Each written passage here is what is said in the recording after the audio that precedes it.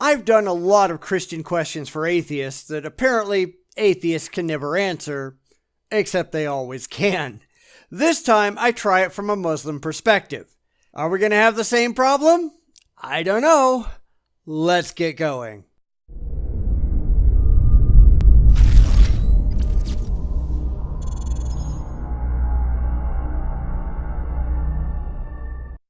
Christians try this a lot, saying that atheists can never answer their questions. But their questions are not only easy to answer, they're absurd questions in the first place. So I wondered if Muslims who try the same thing have any better questions. And spoiler alert, they don't. They are all very simple to answer, and Islam has nothing worthwhile to say. Not exactly a surprise there, is it? So off to the irrationality races as I answer questions that pretty much any atheist can and already has taken on.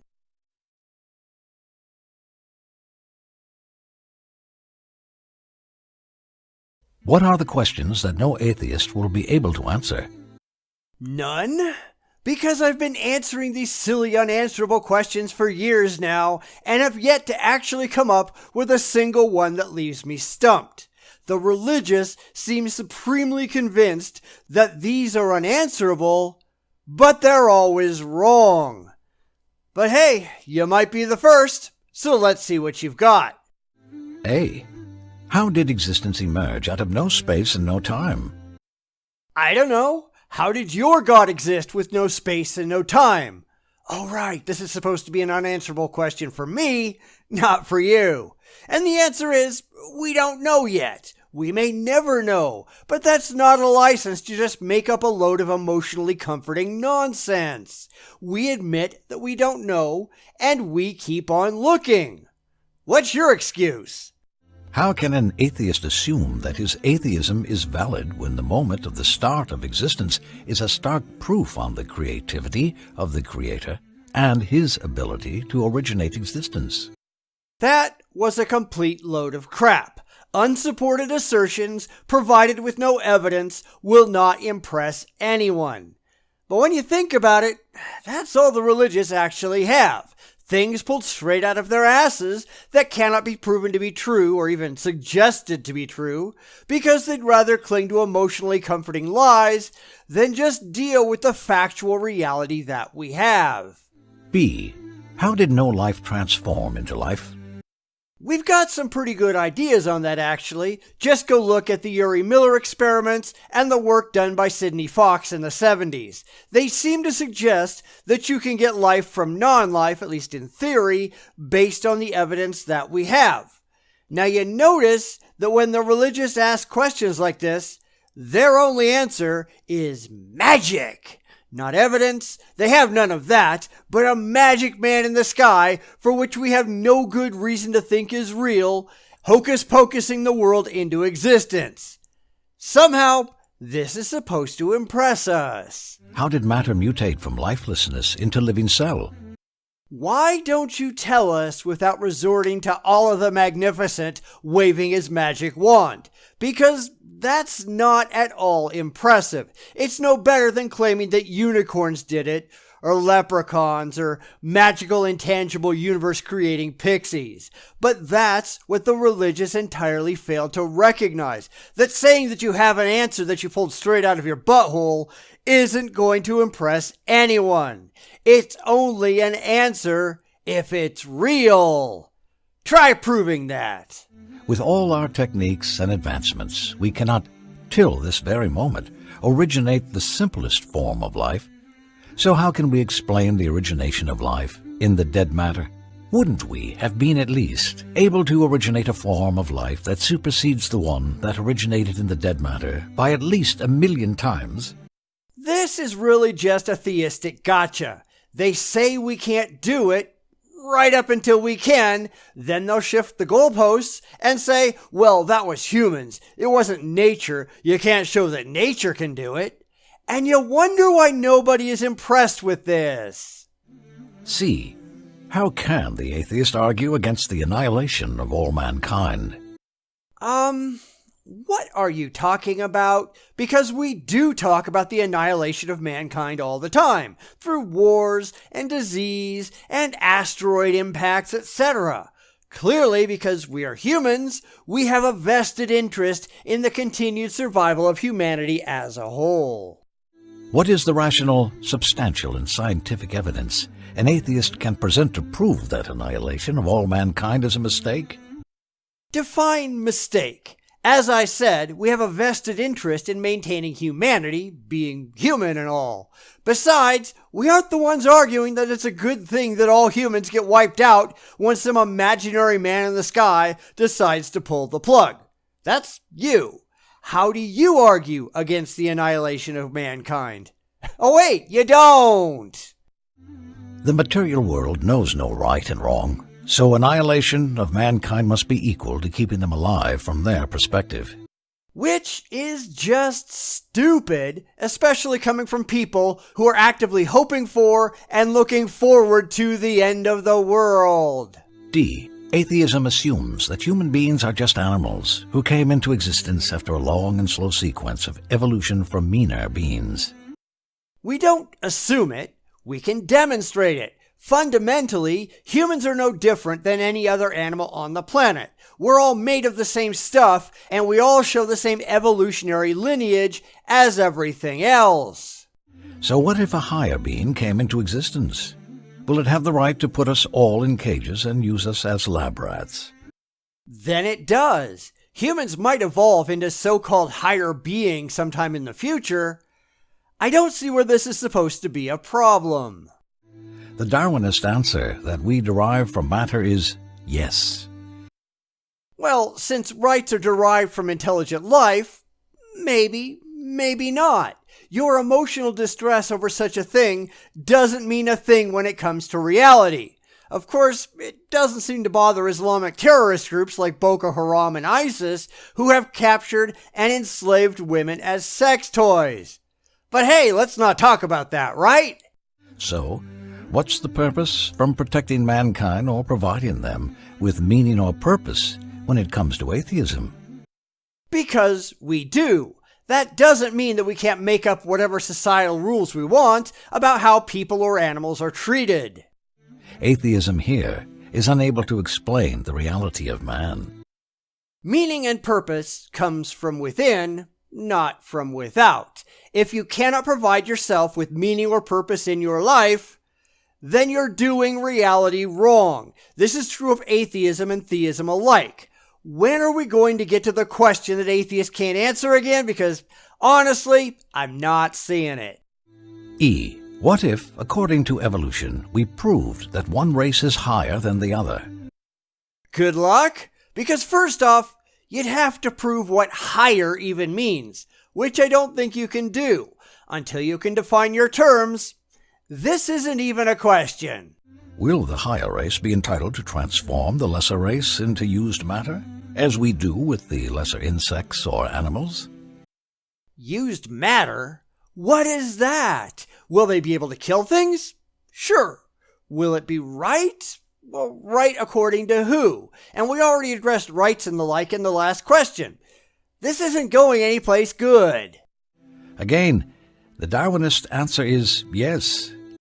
Welcome to the real world. But because the religious operate wholly on emotion and not on intellect, that's the only way they can react to an emotionally uncomfortable reality.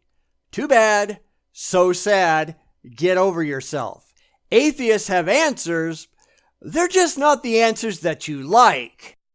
This very argument is enough to obliterate atheism from any mind that utilizes common sense, since the only criteria to judge who is better than who is the criterion of God-fearingness. No. There is no criteria, at least as far as most people are concerned, that puts one human inherently above another. Your delusions don't make you better than anyone else, and one only has to look at Islamic violence around the world to see that you treat people who don't believe in your imaginary friend as disposable. And apparently, you think that's a good thing. You are a disgusting cretin. Not by color or strength. Which is demonstrably true. All you have to do is look at how morals vary from culture to culture over time. I guess this is going to be yet another place where the religious are going to ignore the evidence in favor of their religious beliefs.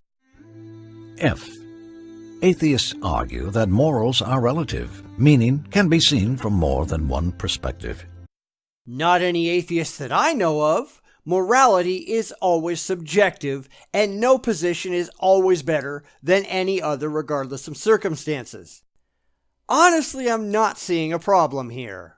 So, honesty can be better than betrayal, or betrayal can be better in some cases. Yet, when confronted with their own trials, they claim outright that morality is objective and that things like honesty or betrayal are absolute. Sure we can. A specific society can make whatever decisions it wants and decide what is acceptable and what is unacceptable. And that doesn't stop the society next door from doing the same thing and coming to different conclusions. This is how the real world works. Because if morals are relative, then immorality makes no sense, since we will never be able to set a line between morality and immorality. Except morality can be both relative and defensible from within a societal context, as I've already shown.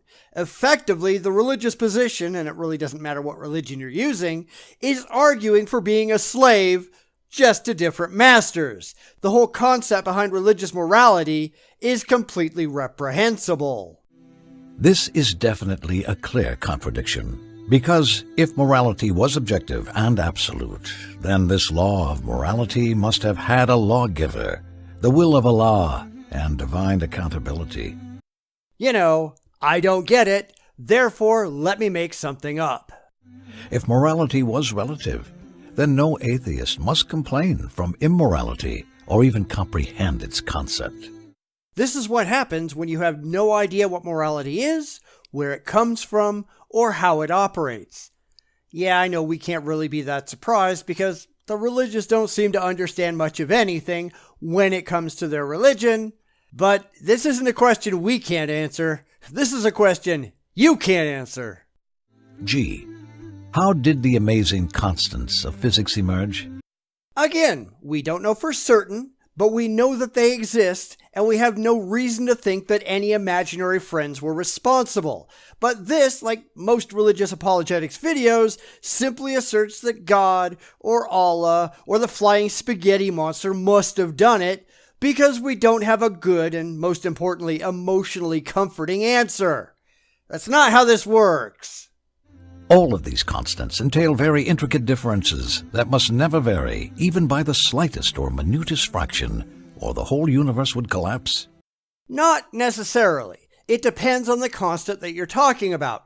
Even if 1,000 universes came before ours and they all failed, clearly the only reason that we're here to talk about it is because we live in a universe that had the right balance. That doesn't mean some magical man in the sky made it this way. For instance, the cosmological constant is fine-tuned to 120 decibel places, and if it was 1 decibel more or less, the whole universe would collapse. You do know that we don't pay much, if any, attention to the cosmological constant anymore, right? It was invented by Einstein under the assumption that the universe was static. But once Edwin Hubble showed that the universe was in fact expanding, the cosmological constant pretty much went away.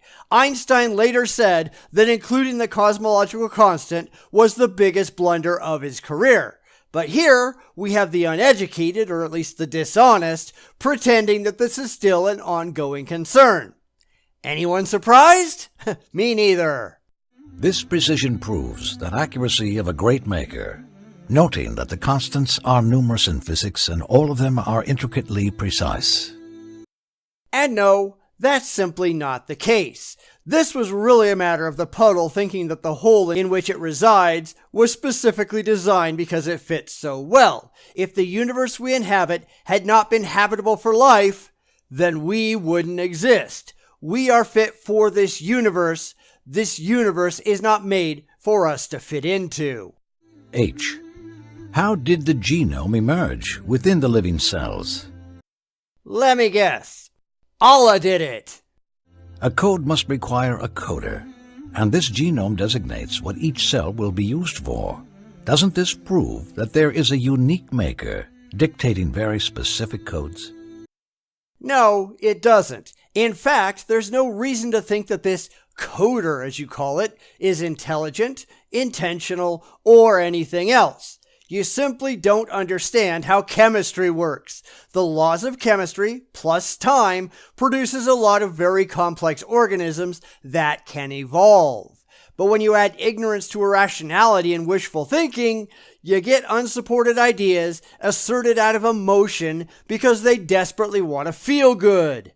No wonder these ideas fail. Where did morality and values come from when it comes to atheism? The same place it comes from for the religious, enlightened self-interest. But atheists are at least honest enough to acknowledge the truth, unlike the religious who have to pretend that it was handed down from on high. Atheism sees the universe as a tumultuous sea of atoms that makes no sense and have no purpose. Yet, we can make sense of all of it. It has no inherent purpose, but that doesn't mean that we can't find a purpose for ourselves and those around us.